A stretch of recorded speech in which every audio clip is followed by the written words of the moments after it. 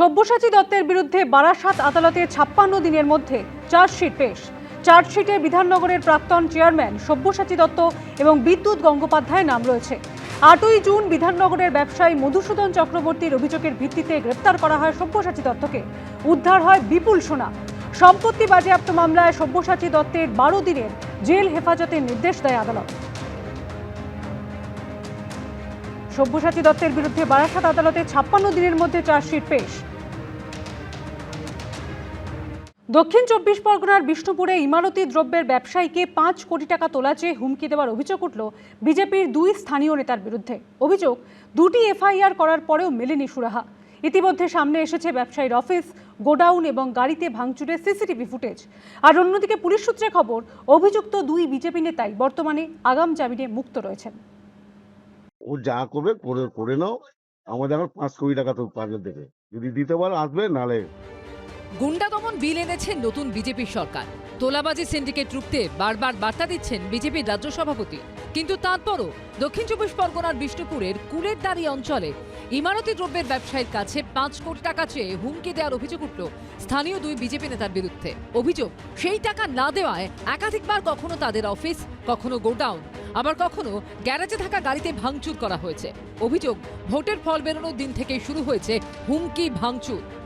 ব্যবসায়ীর বেশ কয়েকটি অফিস এবং গোডাউন, সেখানে কিন্তু ভাঙচুর চালায় স্থানীয় বিজেপি নেতা এবং তার সহযোগী বেশ কয়েকজন বিজেপি কর্মী। এভাবেই কিন্তু সেই বিজেপি নেতা এবং তার সহযোগীরা ভাঙচুর চালায়। আমরা যে গোডাউনে রয়েছি কুলেরদারি অঞ্চলের মল্লিকপুর অঞ্চল, এবং সেখানে কিন্তু রীতিমতো এই যে স্যানিটারি সামগ্রী রাখা রয়েছে সেগুলোতে কিন্তু ভাঙচুর চালায় সেই সব দুষ্কৃতীরা, বিজেপি আশ্রিত দুষ্কৃতীরা। 4 তারিখ দিয়ে এটা ঘটনা ঘটেছে। 4/5/2026 থেকে আমার স্টাফকে মেরেওছে, কাপা মাথা এখানে ফাটিয়ে দিয়েছে পুরো। আমার আবার একটা গোডাউন ভেঙেছে 3 তারিখে। তারপর আমি 4 তারিখে আবার গেছি। ব্যবসায়িক দাবি, এই ঘটনার নেপথ্যে রয়েছেন স্থানীয় 2 বিজেপি নেতা বাবাই মল্লিক ও দিলীপ মণ্ডল। 2টি এফআইআর দায়ের করা হয়েছে। অভিযোগ, তারপরেও জুটেছে হুমকি। 16 তারিখে আমি এফআইআর করলাম। 18 তারিখে আবার ও দলবলকে নিয়ে সঙ্গে এসছে বাবাই মল্লিক, দিলীপ মণ্ডল, আবার আমাকে হুমকি দিল। মানে 2 দিন আগে পর্যন্ত আমাকে এখনো হুমকি দিয়ে গেল, এফআইআর করে দিস তা আর ওই টাকা দিতেই হবে তোকে, ওই 5 কোটি টাকা তোকে দিতে হবে। আমার মস্তানি করার কোনো ইচ্ছা নেই, আমার তোলাবাজি কোনো ইচ্ছা নেই, কিন্তু যেটা সঠিক সেটা আমি বলবো।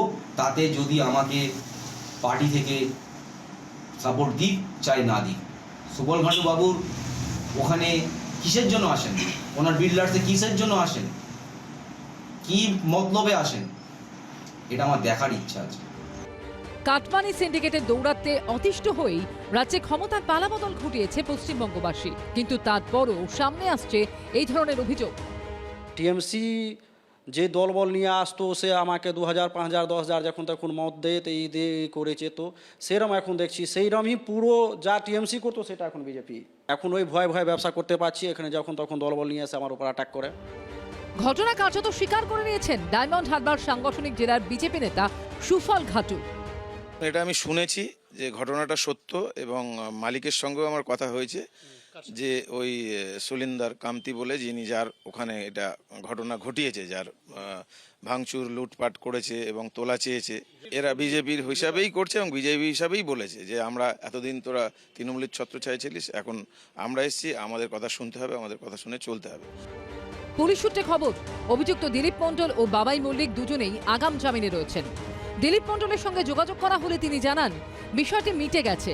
অভিযোগকারী ব্যবসায়ীর বিরুদ্ধেও পুলিশে একাধিক অভিযোগ রয়েছে। হিন্দলদের রিপোর্ট, এবিপি আনন্দ, দক্ষিণ 24 পরগনা। তোলাবাজি কাটমানি নিয়ে বিজেপির শীর্ষ নেতৃত্বের কড়া বার্তার মধ্যেই জামুরিয়ায় তোলাবাজির অভিযোগে গ্রেপ্তার হলেন বিজেপি নেতা। ভাইরাল হয়েছে বিজেপি নেতার ভিডিও। 200 টাকা করে পয়সা নেই, গাড়িগুলো ছেড়ে দিই, কেন পরিষ্কার কথা আমার মদনতল পঞ্চায়েতে কিছু নাই। তোলাবাজি কাটমানি নিয়ে বারবার কড়া বার্তা দিচ্ছেন বিজেপির রাজ্য সভাপতি শ্রমিক ভট্টাচার্য থেকে শীর্ষস্থানীয় নেতারা। এর মধ্যেই এবার পশ্চিম বর্ধমানের জামুরিয়ায় তোলাবাজির অভিযোগে গ্রেফতার হলেন বিজেপি নেতা। ভাইরাল হওয়া ভিডিও যাকে দেখা যাচ্ছে, তিনি জামুরিয়ার মদনতল পঞ্চায়েত এলাকার বিজেপির শক্তি প্রমুখ রাকেশ মাঝি। ফোনে কারোর সঙ্গে কথোপকথনে শোনা যাচ্ছে টাকা নেওয়ার প্রসঙ্গ। 200 টাকা করে পয়সা নেই, গাড়িগুলো ছেড়ে দিই, কেন পরিষ্কার কথা আমার মদনতল পঞ্চায়েতে কিছু নাই। অভিযোগ, রবিবার রাতে এই রাস্তা দিয়ে যাচ্ছিল একটি বালি বোঝাই লরি, তখনই চালকের থেকে তোলা চান এই বিজেপি নেতা। মদনপুর গ্রাম ঢোকার আগে তো আমাদের কাছে তুলাবাজি টাকা তুলে নিতে হয়েছে এরা, তো ওদের পঞ্চায়েতে এখন টাকা নাই, ওই জন্য গাড়িওয়ালার কাছে এখন তুলাবাজি করছে, গায়ের জোর দেখিয়ে কিন্তু তুলাবাজি করছে। এটা মেন রোড, এটা কোনো গ্রামের ভেতরে রোড নয়, ফাঁকা রাস্তার মধ্যে। ভাইরাল ভিডিওতে শোনা যাচ্ছে আগে কত টাকা নেওয়া হতো আর এখন কত নেওয়া হয় সেই সব হিসেব। হ্যালো, যখন চলছিল তখন 500 টাকা লিতুম দাদা, দেখো আমি তোমাকে একদম পরিষ্কার বলছি, আমার কথাটা শুনে নাও। যখন ওভারলোড চলছিল তখন 500 টাকা লিতাম পার গাড়ি, 200 টাকা করে পয়সা নিয়ে গাড়িগুলো ছেড়ে দিই। থানাতে বলা আছে, তো থানাতে ফোন করো তুমি। রাজরি এখন করি না, একদম করি না। এই তোলাবাজি সিন্ডিকেট রাজ নিয়েই সম্প্রতি কড়া বার্তা দেন বিজেপির রাজ্য সভাপতি। সমস্ত কিছুর সমাধান করা যায়নি। আমি আমার দলের পক্ষ থেকে যদি দাঁড়িয়ে আপনাদের সামনে বলি যে আমি সমস্ত জায়গায় এক্সটর্শন বন্ধ করে দিতে পেরেছি, ভুল বলছি। বিচ্যুতি আছে, একটা পদ্ধতির মধ্য দিয়ে মানুষ দীর্ঘদিন চলে গেছে, একটা ইজি মানির মধ্য দিয়ে একটা সিন্ডিকেট তৈরি হয়েছে। ক্ষমতার পট পরিবর্তনের সঙ্গে সঙ্গে সমস্ত পরিমণ্ডল যে বদল হয়ে গিয়েছে এরকম নয়। তার মধ্যেই সামনে এলো এই ভাইরাল ভিডিও। ইতিমধ্যে গ্রেফতার করা হয়েছে বিজেপি নেতাকে। মানে এরা পয়সা নিত? হ্যাঁ, পয়সা লিখতে বহুদিন ধরে নেয়? হ্যাঁ, বহুত দিনের তো লিখতে এটা। হ্যাঁ, তাকে তো ধরেছে নাকি পুলিশ? এটা প্রায় দিন তোলা হতো, ডেলি তোলা হতো। হ্যাঁ, তোলাবাজির ঘটনায় জিরো টলারেন্সের কথা জানিয়েছেন পুরমন্ত্রী।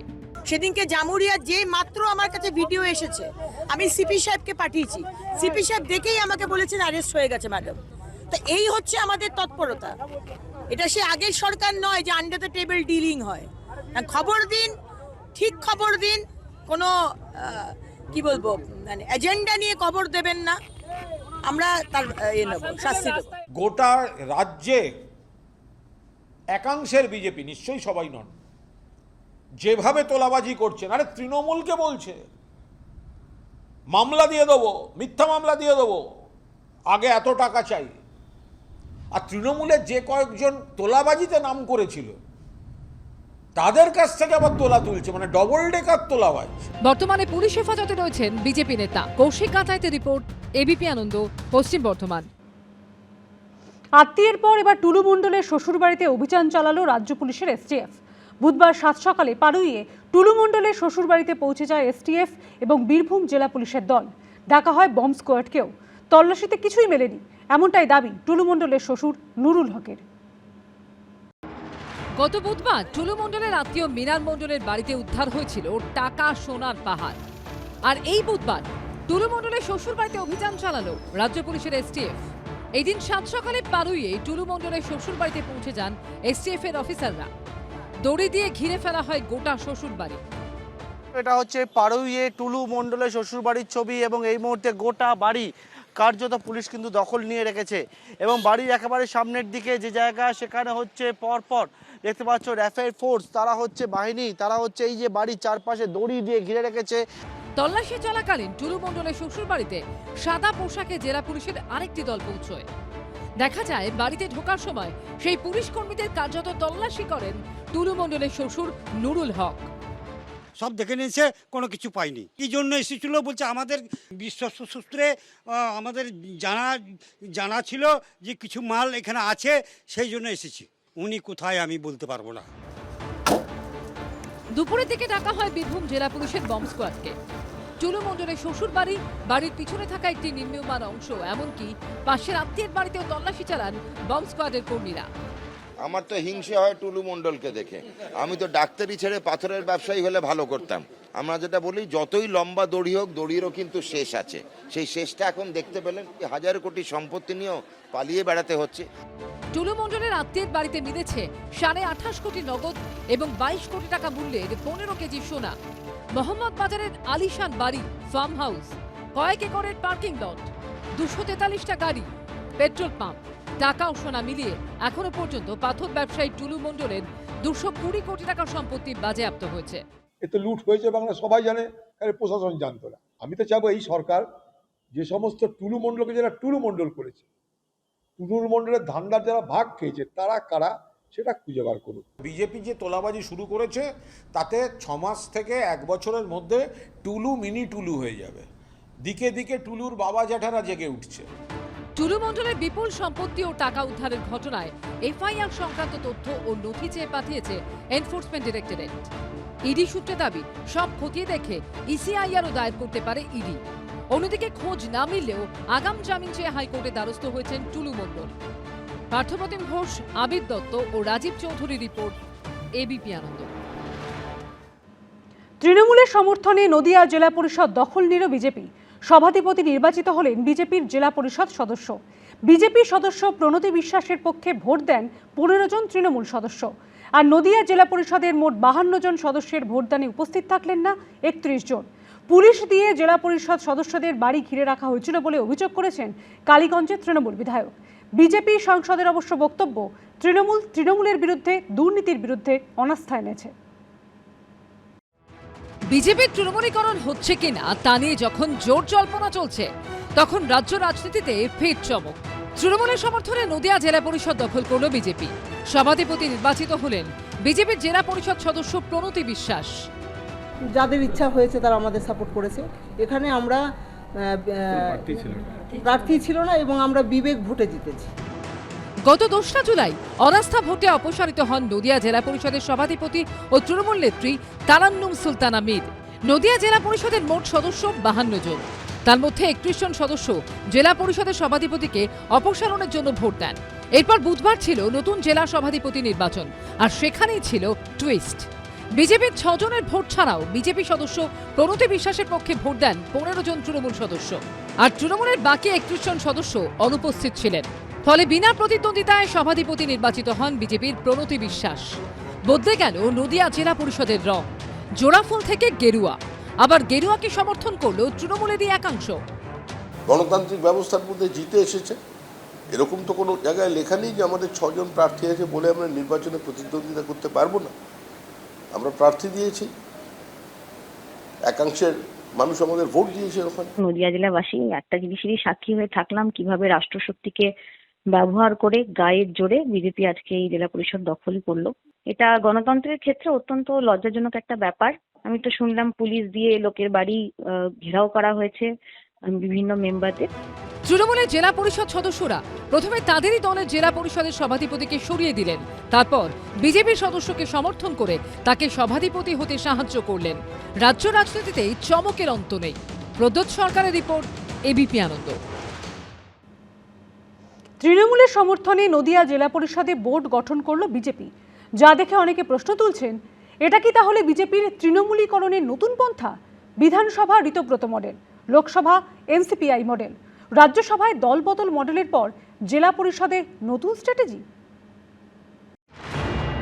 4 মে তৃণমূলকে হারিয়ে রাজ্যে ক্ষমতায় আসে বিজেপি।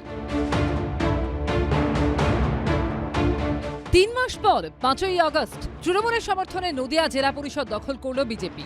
যেন তৃণমূলের একাংশ বললেন রং দে তু মোহে গেরুয়া, যা দেখে অনেকে বলছেন এটা কি তাহলে বিজেপির তৃণমূলীকরণের নতুন পন্থা? বিধানসভায় ঋতব্রত মডেল, লোকসভায় এনসিপিআই মডেল, রাজ্যসভায় দলবদল মডেলের পর জেলা পরিষদ দখলের নতুন স্ট্র্যাটেজি। পশ্চিমবঙ্গের রাজনীতিতে বিরোধী দল ভাঙানোর ছবি একেবারেই নতুন নয়। 15 বছরের তৃণমূল জমানায় এই নজির রয়েছে ভুরি ভুরি।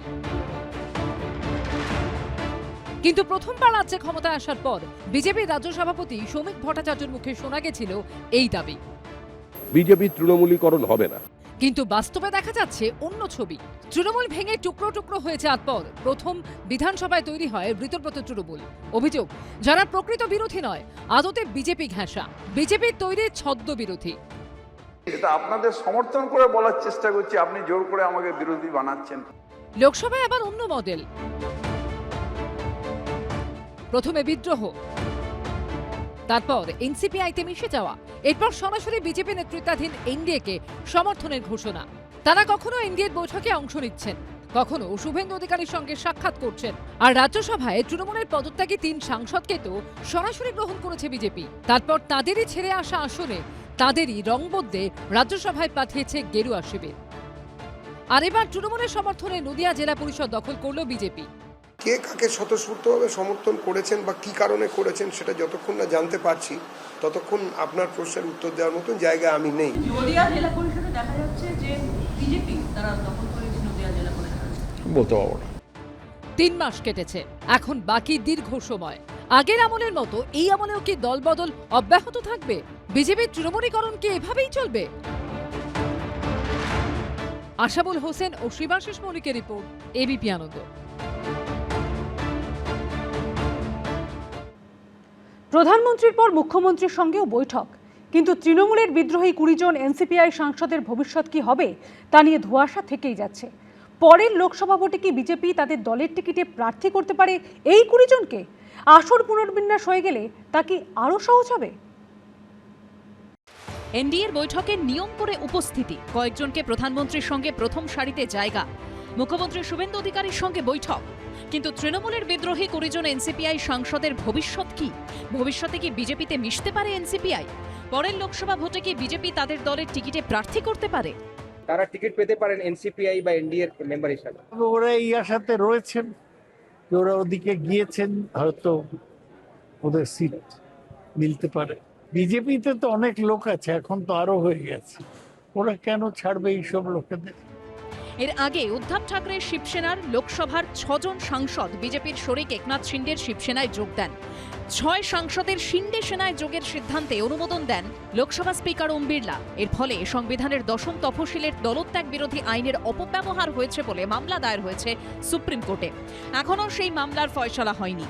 সূত্রের খবর, এই মামলার রায় দেখে এনসিপিআই সাংসদদের নিয়ে এনডিএর তরফে একটা সিদ্ধান্ত নেওয়া হতে পারে। এদিকে এই প্রসঙ্গে সামনে আসছে আসন পুনর্বিন্যাস বিলের প্রসঙ্গ। বর্তমানে লোকসভার আসন সংখ্যা 543। প্রস্তাবিত বিল অনুযায়ী লোকসভার আসন সংখ্যা বেড়ে 850 হতে পারে। পশ্চিমবঙ্গে লোকসভার আসন সংখ্যা 42 থেকে বেড়ে হতে পারে 63। সেক্ষেত্রে কি এনসিপিআই সাংসদদের কপালে প্রার্থী পদের শিকে ছিঁড়তে পারে? কলকাতা থেকে দিল্লির দূরত্ব 1500 কিলোমিটারের মতো হবে, আর 29 তখন অনেক দেরি। ডিলিমিটেশন হবে, আসন বাড়বে, নির্বাচনে প্রতিদ্বন্দ্বিতা করা, এগুলো অনেক পরের ব্যাপার। এর মধ্যে তো গঙ্গা দিয়ে অনেক জলও বয়ে যাবে, দেখতে থাকুন।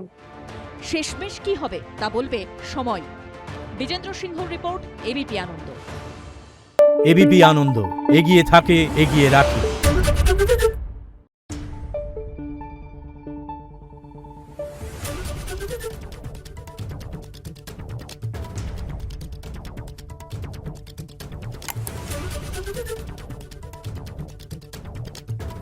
Thank you.